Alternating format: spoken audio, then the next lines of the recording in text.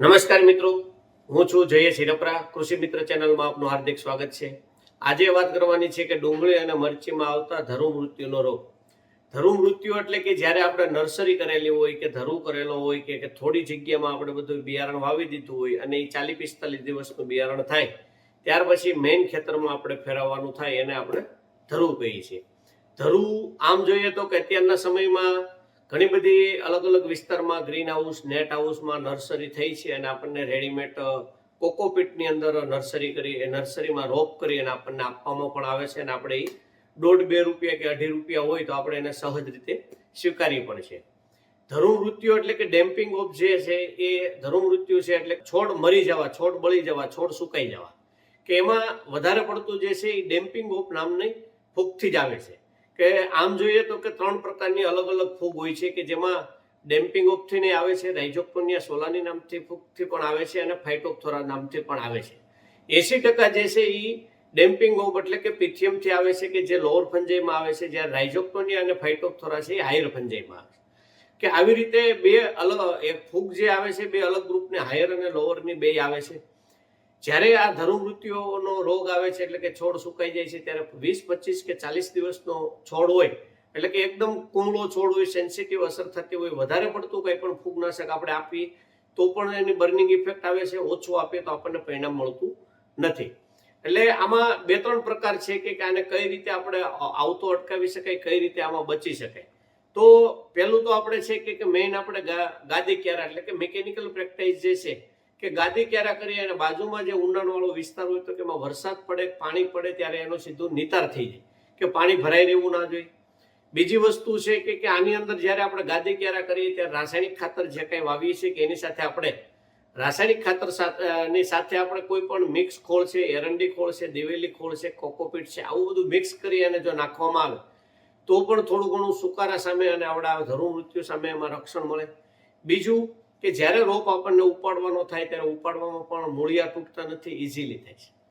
બીજું હવે જ્યારે આપણે રોપને ફેરવવાનો થાય છે ત્યારે ઘણી વખત એવું હોય કે મેન્કોજેબ પ્લસ મેટાલેક્ઝિલ અથવા મેન્કોજેબ પ્લસ કાર્બેન્ડેઝિમ આમાંથી કોઈ પણ ફૂગનાશક છે એમાંથી વધારે પડતું મેન્કોજેબ પ્લસ મેટાલેક્ઝિલ છે એટલે કે લીમાર કે જેનું દ્રાવણ બનાવી અને એના દ્રાવણમાં 10 થી 15 મિનિટ બોળી રાખી અને પછી ટ્રાન્સપ્લાન્ટિંગ કરવામાં આવે તો એમાં થોડુંક આપણને બચી શકે છે. ઘણી વખત એવું થતું હોય છે કે આમાં બોળી દીધું તરત 5-10 સેકન્ડમાંથી કાઢી લેશે તો એમાં એટલી બધી અસરકારકતા નથી. જો બોળવા પાણીમાં ફૂગનાશકના દ્રાવણમાં બોળવાનું હોય તો 10 થી 15 મિનિટ એમાં રાખવું જોઈએ.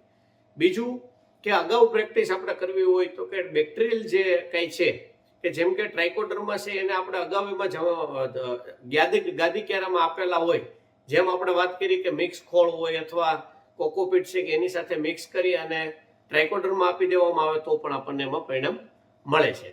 હવે કેમિકલની વાત કરીએ તો કે કેમિકલની દ્રષ્ટિએ જોઈએ તો કે જે ડેમ્પિંગ ઓફ છે, પિથિયમ જે છે લોઅર ફંજાઈમાં આવે છે કે એના માટે 20 થી 25 ગ્રામ કોપર ઓક્ઝીક્લોરાઇડ પંપે અને બીજું એની અંદર રાસાયણિક ફૂગનાશકમાં મેન્કોજેબ પ્લસ મેટાલેક્ઝિલ એટલે કે લીમાર્કે પણ 20 થી 25 ગ્રામ અથવા એઝોક્સ્ટ્રોબિન પ્લસ ટેબુકોનાઝોલ એટલે કે તેજોમસ જે છે એ પણ 20 થી 25 ગ્રામ, આમાંથી કોઈ પણ બેમાંથી એક ફૂગનાશક અને એક કોપર, આ બે મિક્સ કરી અને વ્યવસ્થિત ઘાટો છંટકાવ કરવામાં આવે તો પરિણામ મળે છે. બીજું પાણી સાથે જ્યારે ગાદી ક્યારામાં જો પાણી આપણે ઉપરથી ફુવારા પદ્ધતિ ટાઈપથી જો આપવાનું હોય તો એની સાથે આપણે પણ ફૂગનાશક વાળું પાણી કરી અને આપી દેવામાં આવે તો પણ થોડુંક આમાં એમનું પરિણામ મળે છે. તો આવી રીતે નર્સરી છે એ અલગ અલગ રીતે આપણે એમાં જે ધરુ છે, છોડ છે એને બચાવી શકાય છે. બીજું કે જ્યારે આપણે એના ગાદી ક્યારામાં રાસાયણિક ખાતર હોય ત્યારે બહુ સાવચેતી રાખીને આપવું પડે છે. જો થોડું ઘણું વધારે પડી જાય, કોઈ ડીએપી હોય, એસએસપી હોય તો એની પણ બર્નિંગ આવે છે કે મૂળ ત્યાં પહોંચે છે તો મૂળ એનું બળી જાય છે. ગાદી ક્યારામાં જેમ કીધું મિક્સ ખોળ કે આવડું આ કોકોપીટ એની સાથે જો બાયો ફર્ટિલાઇઝર પણ વાપરવામાં આવે જેમાં માઇકોરાઇઝા છે, એનપીકે કન્સોર્ટિયા છે એટલે કે મેલોક્ઝા એનપીકે 4G છે, એ પણ જો વાપરવામાં આવે તો પણ એનો થોડો ઘણો આપણને ફાયદો થતો હોય છે. જો વિશેષ માહિતી જોતી હોય તો આ ડિસ્પ્લે ઉપર જે નંબર બતાવવામાં આવ્યા એ નંબર ઉપર ફોન કરી વિશેષ માહિતી તમે મેળવી શકો છો. જો આ વિડીયો સારો લાગ્યો હોય તો અન્ય ગ્રુપમાં શેર કરો અને અમારી ચેનલ સાથે જોડાયેલા રહો. નમસ્કાર.